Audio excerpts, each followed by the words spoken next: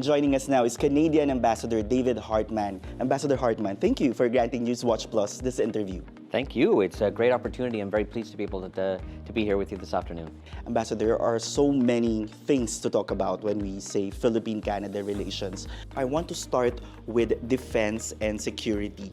How does Canada view the strategic defense cooperation with the Philippines in the context of regional and security dynamics in Southeast Asia?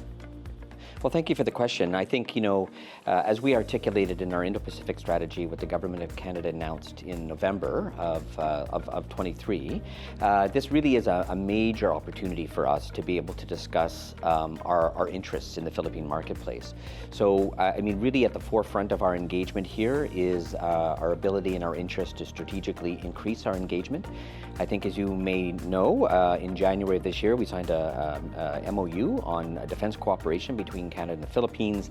We're looking to conclude a SOVFA, a visiting forces agreement as well, just as a tangible demonstration of Canada's interest and commitment to the Philippines as a strategic partner, as a comprehensive partnership, and of course one of the most tangible ways that we can demonstrate that to the government of the Philippines, but I would say perhaps most importantly to the people of the Philippines, is to do in actions, not just what we say in words, right, but to really meaningfully demonstrate our commitment.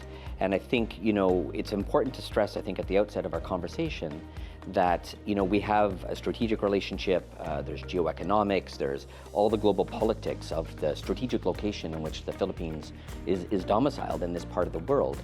But Canada also has a familial relationship with the Philippines, right? Deep people-to-people ties. So that makes us even more committed to doing the right thing by helping to collaborate with, work, and defend the interests of the people of the Philippines. You've mentioned the defense Memorandum of Understanding between the Philippines and Canada and a visiting forces agreement. The talks began almost before we even concluded our MOU. So they were happening simultaneously because I think on the Canadian side, there was a real demonstration of our commitment to deepening our relationship. So that process underway of concluding, negotiating a SOFA agreement, frankly, very similar to what Philippines and Japan have concluded, what the Philippines has with only a handful of other countries. It's been a commitment of the government of Canada to want to be able to do similarly with the Philippines in a more expedited basis. So we are exchanging drafts, text now with the Department of National Defense here, between our Department of National Defense back in Canada. So I'm very proud to highlight that the negotiations are moving along very quickly, and frankly, because many of our other like-minded partners here in the Philippines have also recently been able to conclude.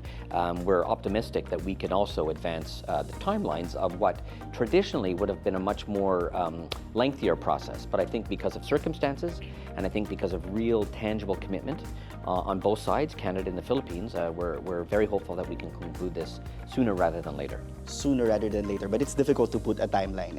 I mean, within the year, next year. Ideally, certainly within the next year. Ideally, frankly, before the end of the calendar year. That would be certainly our level of ambition. Again, to conclude this so quickly. That being said, with the Memorandum of Understanding that we were able to conclude, we've already really advanced the military-to-military talks, collaboration. We've always traditionally done a lot of training together. We've had, maritime, cooperative sales, MMCA as it's referred to. So, these are advancing quite, progressively. And so even in the absence of a formal SOFA agreement, which again, we're hopeful to conclude in the not too distant future, it has not deterred us from further deepening our engagement together between the Canada and the Philippines. Okay, so having this SOFA with the Philippines, what does it intend to achieve? It's very similar. So basically, it allows for joint exercises, much more overt, active joint exercising for Canadian forces to participate on Philippine soil in an emergency, for the ability to deploy here to help defend, all of these types of things. So overall, these types of agreements are generally quite the same, and so the model that we're looking to adopt would be one that's very similar to what the Philippines has already achieved with other like-minded partners. So To be candid, there's no need to necessarily reinvent the wheel. As a like-minded partner, we have similar capacities to many of our partners in the region who are already here and working in a similar way. So for us, it's just an ability to engage more deeply and more robustly with the armed forces of the Philippines. It's progressing smoothly, you said, but what are the challenges, or at least both sides need to iron out when it comes to this agreement? I mean, what are the major concerns? I mean, frankly, right now, draft documents are going through legal scrub. So legal sides, the Judge Advocate General, certainly on the Canadian military side, will have some questions about the details about deployment, should it be necessary for Canadian forces to be deployed to the Philippines in a time of a crisis or an acute stressful period? How are they subjected? What are they entitled to, not entitled to? So it really is legal details. But I think, at this stage, frankly, where there's the political will, which I can certainly confirm exists on the Canadian side, if we do see that fully reciprocated on the Philippine side, then candidly speaking, there should be no challenges to us concluding, expeditiously. I know you don't want to put a timeline, but hopefully by next year. But at which part of the negotiations you're already in? I mean, which percentage can you share? I think we're 50%? At least, and I think probably more advanced. I mean, like I said, I'd leave it up to the legal experts to determine that. But I think, there's a very concrete demonstration of political will on both sides so far. And so I know the robustness of the discussions between our Department of National Defense, the Philippine Department of National Defense are really quite advanced. So, like I said, I think I would argue, in the home stretch, which isn't to say that's not where challenges, the closer you are to conclusion, the stickier challenges become. But, in all candor, I really see no reason whatsoever why we would not be able to conclude something, expeditiously, because I think there is genuine desire on both sides. Canada, and then you have Japan, we have VFA with the US, then we have it with Australia, and then France is also talking with the Philippines. Given the security deals, there are some comments from other countries that say that this could lead to militarization in the South China Sea. How do you view this rising number of security deals with the Philippines, or what kind of message does it actually send? Yeah, well, I think from our vantage, it's trying to send a strong signal to the people of the Philippines that you are not alone in your own defending your own interests, whether it's your territorial integrity, your territorial sovereignty, all of these types of issues. I mean, Canada, as many will acknowledge, is not a terribly militaristic country. We do have a very proud tradition of defending our friends and allies in their time of need, and that's all that is. I think, with global politics the way that they are today, with the state of the global commons, I think with the challenges to the rules-based international order, international law, etc., now is actually the time to redouble our efforts and to recommit in a much more tangible, concrete way commitment to the Philippines. Will this enhanced defense cooperation with the Philippines also pave the way for more multilateral maritime cooperative activities? I believe Canada recently participated in one. We did. Are we looking at conducting more this year? The short answer is yes. And perhaps in the not too distant future, there will be others that will be announced in due course.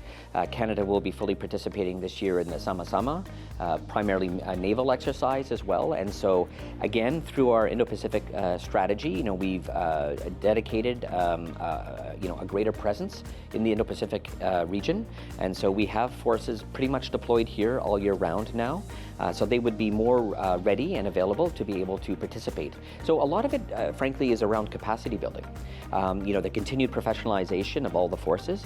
And, frankly, given that the Armed Forces of the Philippines has really started to transition itself from a counterinsurgency, counterterrorism posture, if you will, to one of territorial defense, there is a lot that Canada can bring to bear. We don't have an exceedingly large military, but we have a highly, highly professional military. And so on training, capacity building across the entire spectrum of the military, domain is an area where Canada, can make a significant contribution to enhancing the capacity of the Philippine armed forces. In terms of enhancing the Philippines' capacity, during the anniversary of the arbitral award, you've mentioned extensively, or you discussed extensively the dark vessel detection system. How is it progressing right now? I would say it's progressing really quite well. I think you will have seen in the media in recent weeks and months a lot of public citation of on behalf of various elements of the government of the Philippines on the use of the dark vessel detection program. It's been mentioned explicitly, certainly by the Philippine Coast Guard. I think it's important to reiterate that it is it's a civilian system, and it really is intended to help navigate and police, if you will, IUU, unregulated fisheries activities. And so there are 16 Philippine government departments and agencies that are making use of it. There are operators of the technology that are deployed throughout the Philippines, so all regions of the Philippines. And although the government of the Philippines, to the best of our knowledge, is using it, particularly now with an acute focus on the West Philippine Sea, the Philippines, as an archipelagic country with lots of coastline to defend and protect and to promote, the technology can be in use throughout the entire Philippines. So again, it's important to stress that every indication from the government of the Philippines back to us, it's that it's in quite extensive use here right now. Apart from the dark vessel detection program, are there other forms of technology, if you're allowed to, at liberty to disclose, that you are targeting to introduce to the Philippines? Yeah. So again, as part of a deepening of our military engagement, Canada has very considerable capacity in the realm of cyber defense, cyber technology. So we want to work holistically with the entire ecosystem in the Philippines. So that's both the government, but frankly, increasingly, perhaps even more importantly, with the private sector.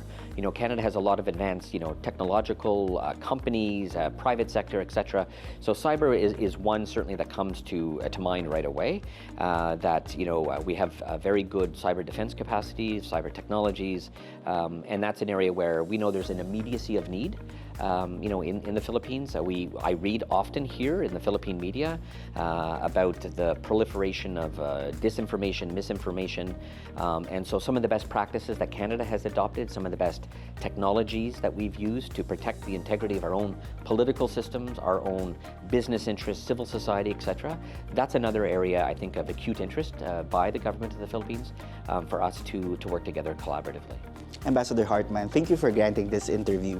You're most welcome.